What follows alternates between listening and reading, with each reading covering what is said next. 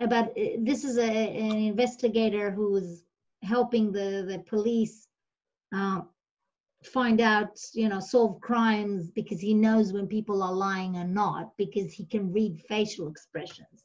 And the whole series is built on Ekman's research. Now, the thing is this, we do it automatically. Normal humans, mortals, we can do it automatically. This is why we have a feeling like someone is lying, or children with Asperger's don't have it. They need someone to tell them this is happy. But now the good thing about children on the spectrum is that they can learn really, really well. They're very good if you introduce patterns. Now, if they see this person is expressing, I'm so excited, and this person, I'm so excited, and this person, I'm so excited, eventually they create a definition of excitement. And only then they can understand it. And it is possible that they will understand it just cognitively. When people do this, that means they're excited. Okay? Any other questions? Yes. So I think some of it has been answered, which is how to teach the autism child to be able to express or say their feelings. So basically what you're saying is use lots of words to describe the expression according to what it is. Like, for instance, if it's positive or negative, Yes. So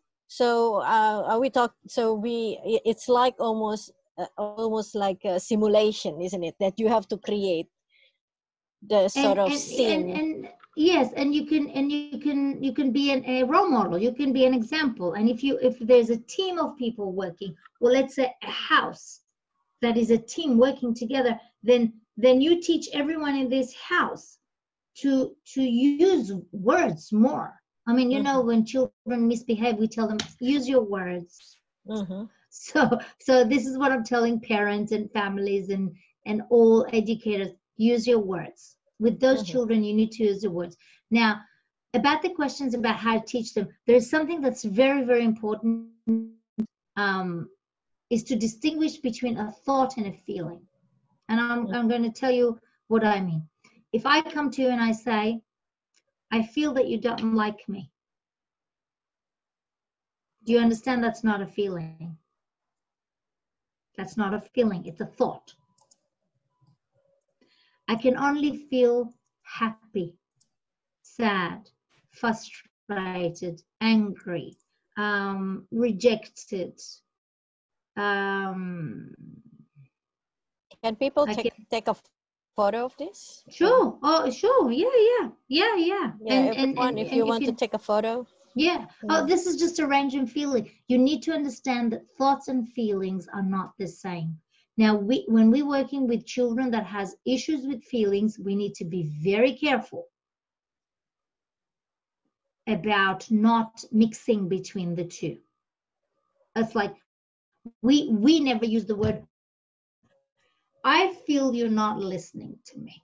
No, that's not a feeling. The only thing that comes after the word I feel is a name of a feeling.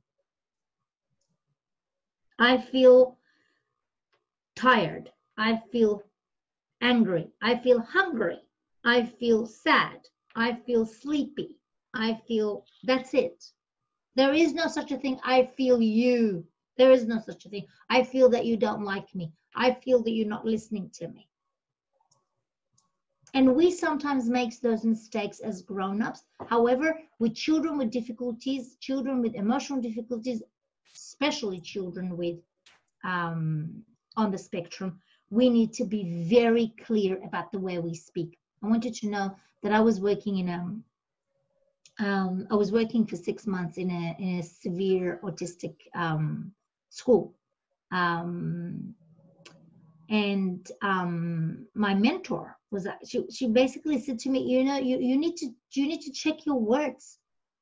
I remember it was just so hard, but it was so necessary. She said, when you say something, it needs to be a perfect match to what's happening inside of you. because you're teaching him something now, and you need to be very, very careful about that bit. So we as grown-up, we sometimes mix between feelings and thoughts. With children that need support, need help, children that are a bit different, we need to be a bit more careful about that. Okay? So just make sure that you understand that if a child says, I don't feel like doing it, there's no such a thing. I feel, and then there's the name of a feeling that you say. You feel tired, you feel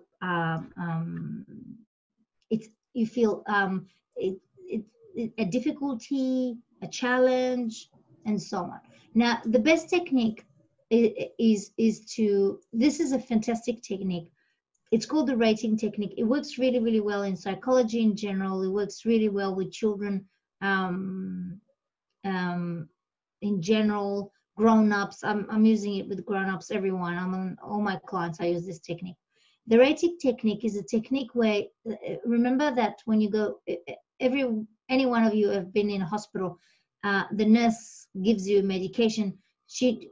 Before she gives you a painkiller, she asks you, how severe is the pain from 1 to 10? And only after you answer it, she asks you, let's say you say 7, and she says, so do you want me to give you painkillers? Now, I want to explain why this technique is really, really important. And for this, you all need to look at me now. So please put the screen in such a way that you'll be able to see my face, because I'm going to express something. And then you understand why the rating is very, very important and essential. Now I'm going to describe a feeling, okay? I'm upset. Okay, now I'm going to describe another feeling, okay? That's number 2. I'm upset. Number 3. I'm upset. Number 4. I'm very upset. Okay?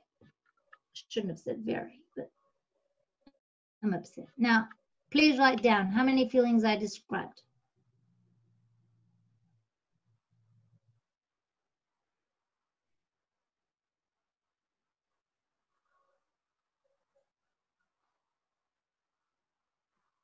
Is it 1?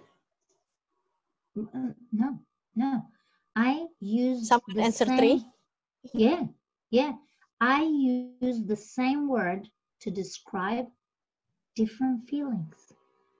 Now, my body, when I said I'm upset, when I said this one, I'm upset, my body reacted totally different to upset. Because when I said, I'm upset, he said, oh, okay, Ronit will be fine. Yeah, now, she'll manage. But when I said, I'm upset, he basically says, up, come on, send some chemicals to calm Ronit down at the moment. Now, we don't have an ability to do it any other way.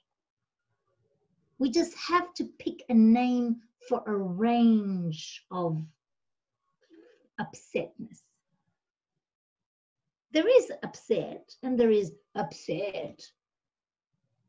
Now, for those children, first, they need to know what is the name of that feeling. So if a kid comes to you and he's emotionally overwhelmed, you ask him, what is the name of that feeling? Teach them the range of feelings. What's that name? What's the name of that feeling? And then when the child tells you the name of the feeling, you ask him to tell you how strong it is from 0 to 10.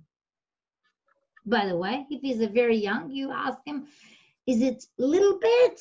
Is it in the middle, or is it a lot? Is it big? 2 or 3-year-olds can understand that bit. Grown children, older children that can count to 100, I ask them 1 to 100. Adults, for example, that I work with, this is 1 to 100. Now, the thing is this. The second you answer, sometimes you already manage the feeling. Why? Because you said, I'm upset. How much is it, Ronit? That's 2. The second I said 2, I already said to myself, okay, I'm okay. I'll manage. Now, when you start doing this activity with children, by the way, my suggestion is when you ask children about feeling, always ask them about positive feelings and negative feelings. Don't ever only use negative feelings. Do it on both of them, because you're teaching them. You're teaching them to manage. They need to learn to manage the good ones and the bad ones. Though I don't think it's called the bad ones, but the ones that are wonderful to have and those that are a bit harder to have. Now, when you ask a question, for example, a child comes to you and you say, what is that feeling? And then let's say you taught him that it's angry, okay? And you ask him to rate it from 1 to 10. The first thing the child will say, 25. That's okay. Do you know why? Because next time you ask him about the angry feeling, the brain will go and compare the previous time to the time now. And that's what you want. You want the brain to create a scale. You want the brain to understand that there is no such a thing. Now, for example, all the children with ADD, ADHD, those are the children that whenever they're feeling something, it's always from 1 to 10, it's always 10, 20, 10, 20. Everything is big and strong. Now, it's a wonderful thing for some things, but for others, it's devastating. You need to teach them to create a scale. You need to teach their body to create a scale. So it's okay if they say 25 out of 10. Next time, ask it again. I promise you, after a very short time, the brain creates a scale, and then it says by itself, it says, that was 7. Okay. That was 10. Whoa, I need to do something about that now. That is 1. Okay. We can work with that. But if it's always 10, 10, 10, 10, 10, we cannot work with that. By the way, also as a teacher, also as a parent, you cannot be always angry, angry, angry all the time. You need to have a scale. There is, I'm very upset at what you did. There is, I'm very upset at what you did. There is, it's very upsetting. You need to create a scale, because you cannot be all the time at the end, at the edge. Every time you said 10, you're in a primitive brain on a negative thing. Okay? Question? Any questions? Yes. Please. Okay, so firstly, the question is, what if, sorry, I have to scroll up to make sure I read it correctly. What if kid with Asperger just doesn't want to look at our face and it's so difficult to get his attention? Would they be able to receive the message? Now, I'm going to add another question to that, Yes. which is, do they need to actually look at the face to pick up the words? Well, because it's eye contact, yes, and yes. Now, and look, picking up the words. Yes, naturally they would not look at your face. It is a good idea to look at the face and so on. I have another activity for you. It's a beautiful activity that we use for children with Asperger's and autistic children. It's a magical activity. We call it the people watching activity. And the people watching activity is where you go to a shopping center where there's a lot of people. I hope you can go. Can you go in Indonesia now with the distancing thing? Not recommended. Not recommended. No. Not recommended okay. at the moment. No, when you do go in a big place, you play a game. This one is called a guessing game. You sit down and look at people sitting next to you, and you guess things about those people. Now, in order for the children to guess, they need to look at their faces. They need to look at how they behave towards each other. Now, it's really recommended that this game will be done in a family. Why? Because when you're guessing, you're actually teaching him something. Now, it doesn't matter if it's true or not true. You just learn to read people's faces or behavior or body language. Now, if you're looking at people, you don't know what they're talking about. So the words are not there. So the child cannot use the words, because an autistic child or Asperger's child definitely hang on to the words, because this is the only thing that he can use. But this is where you teach them to look at body language. And again, the answer doesn't matter if it's true or not. You ask them, who are those two people that are sitting there? Are they related? How related are they? What are their hobbies? You basically make up stories about them.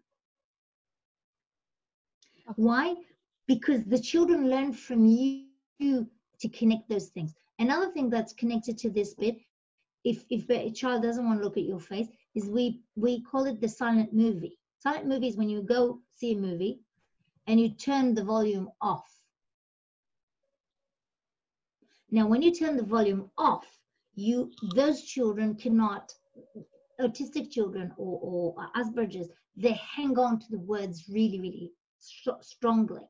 But if they don't see the words, if they don't hear the words, they have to use other cues to do that. By the way, that child that was diagnosed with autism, his mom did this activity. I mean, all the activities that I said to her, she basically spent about 15 minutes to half an hour every day doing those activities. This child went to school. Before he went to school, they did an assessment in prep. He had nothing. No one could say that he was autistic before. He learned the patterns. They're very good at learning patterns. They just need someone to help them connect the pattern to the behavior, to the way people are doing. So the silent movie and the people watching activity is a really, really good activity for children that don't want to look in your face. However, if they don't want to look at your face, still do it. Still. Go home. Maybe using like fixation or something. Try to direct the eyes to the person. And it's okay if you do it naturally, as long as everyone in the house sharing this thing, and the child hears, I'm excited, that eventually they come up with the definition of what excitement is. And the thing is this, we always say that regular children, this is a special education formula. We say that if every child needs to learn a concept, and he needs to hear it about 500 times before he understands what a banana is a banana. Yeah, you know that every child he needs to hear banana, he needs to see banana, he needs to see a picture of banana, he needs to see it so many times before he knows what a banana is. Then the special children, they need to see it, hear it 1,500 times. That's the only difference. They just need more times. The bucket that needs to be full is just a bit wider. You just need to put more information in there. But if you put the information in there, it will be okay. You just need to do it more. That's the difference between regular children, and I'm doing this because there is no such a thing as regular children. Then children with challenges, children who are different. They just need more of it. So if my granddaughter, I speak to her and I need to say things that many times, then a child that has a difficulty, I just need to say more. You know, when a baby is born, they tell you, you want the child to be able to speak, you need to speak all the time. You need to speak. You need to say, I'm washing the dishes. Hala, come on, let's wash the dishes together. Come on, sit next to me. Hey, look, this is a colorful thing. This is a red one. This is a blue one. Oh, this is a big, that's heavy. Oh, I'm washing this pot. It's a very heavy pot. Look, it has a handle. You're supposed to MacGyver when a baby's born. And when your baby or when your child has a learning difficulty or speech difficulties, autism, Asperger's, you just need to do it more. Mm-hmm. Now, can I lead you to another question, which is Please. kind of relevant in terms of repetition and speak more. Here's the question. What is the most suitable treatment for special needs kids, when they have speech delay, no social interaction, and just do one direction of communication? And how to face their own languages such as tweet language or just like mumbling for 5 years old. She could say, Papa, Mama, she say, Missy you, but nothing Okay. more. First, there are several things that are very, very important to understand regarding speech, okay? First, we need to understand if there are stages of speech. We need to find out where the problem is, okay? The easiest one to solve is a muscle muscle problems, which is the problem is with the output, okay? So there are 3 stages. It's called input, process, output, okay? Again, input, this is receiving the information, process, and then output, okay? Now, first we need to make sure that there is no problem with the output. Now, or you know what, let's go from the beginning. Check that there's no problem with the input, okay? Now, all those children, by the way, children with autism, I'm talking about autism, they usually have many other problems, okay? They usually have many other problems. Now, my suggestion to all of you, I'm serious, big time, all of you, all those children must go through an audio test to make sure that they can hear properly. Because sometimes it's just an addition to it, and you can work hours, but the child doesn't hear you properly. Children that has a lot of ear infections, go fix it, go put those buttons, whatever that needs to happen, because if a child has a lot of ear infections, he doesn't get what you're talking about. Just doesn't come in. It just doesn't come in. I once went to a doctor and he said to me that a child that has fluids in his ears, basically you talk to him as if you're inside the swimming pool. This is what he hears. You talking and try talking under the water, and then this is what he hears. So make sure that there's no problem with the input, okay? Now, another thing that my suggestion to all of you, really seriously, check if those children have epilepsy. A lot of the children with autism have other problems, including epilepsy. Now, epilepsy, there are 2 forms of epilepsy. I'm sure most of you know it. There's the petit mal and grand mal, and the grand mal are very easy to know. It's, you know, all those kids that fall. It's very easy to know. But petit mal is the one that's more problematic in terms of you trying to help the child, because when the child has petit mal, he's actually gone for short periods of time. He's not there. So when you're trying to teach that child, then there is a cut. You're basically talking, and imagine that you're talking and then there are cuts in the talking, so he cannot make a sequence out of it. Do you understand? It's like it needs to be a sequence. You're saying a sentence, but words out of the sentence are gone. So you need to make sure that those children don't have epilepsy. And by the way, if they do have epilepsy, it's very easy to fix, seriously. You know, Just go to the doctor. I'm sure there are doctors here that they can help and then support how to help with that bit. So this is the input. Input is when their ears are blocked, they cannot hear properly. Suggestion to all of you, stick to your primary language, okay? Those children, you cannot teach them 2 languages. Why? Because it's a bombarding the system. It's too much. Those children, please, if you go to school, please make sure that they don't need to do another language. I'm talking about the children that has really difficulties. I mean, there are obviously high functional Asperger's people that they won't have any problem with that. But if they do have a problem, cut it, okay?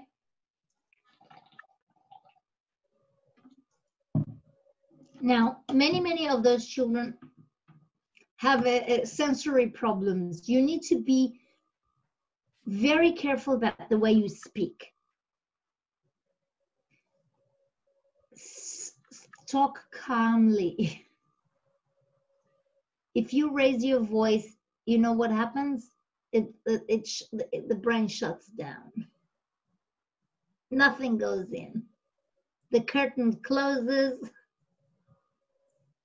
Nothing goes in. So those children, you need to speak very clearly, preferably slow, not like me now. Like I talk fast now. No, with those children, you need to speak calmly and clearly and stick to your language. Speak your language, okay? Stick to the language that you're very good at. Stick to that. That's a very, very important thing. And so this in terms of the input, okay? I'm going to skip the process for a second. I'm going to go to the output, okay? The output is when the child actually have difficulties pronouncing sounds, okay?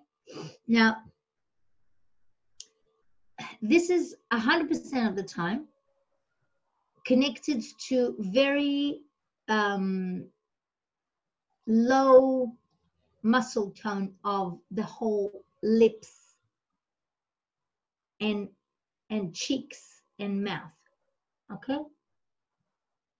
All those things are very, very weak. Now, what you need to do is you basically need to do something that I call mouth gym. Okay, it's called mouth gym. It means you need to learn to work the muscles of the mouth. Now, those children, by the way, when they're really, really young, you can see that they have problems because of the way they eat. They basically don't chew. They do this and then they swallow. Why? Because they just don't have enough muscles to do that bit. Now, those children will be the children that they have a dummy for a long time. Very bad for those children, very bad.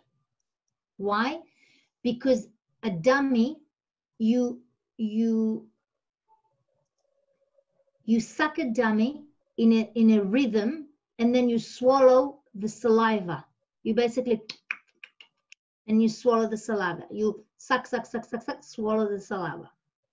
Now, those children, when you take the dummy out, they don't know how to do that bit. So those children, you could see that they have a lot of saliva when they speak. It's not good for them. It's because they don't know how to swallow the saliva. A good solution for that is actually teaching them to chew a gum. Those children will be very hard for them to chew a gum. They will put the gum in and then they will swallow it after a very short time. Now, if they can chew a gum for a long time, that's a good thing because now they know how to swallow the saliva.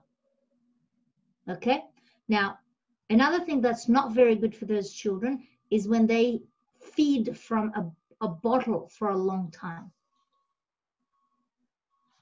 So it's very, very important. If you want the output to be proper, you need to make sure that those children eat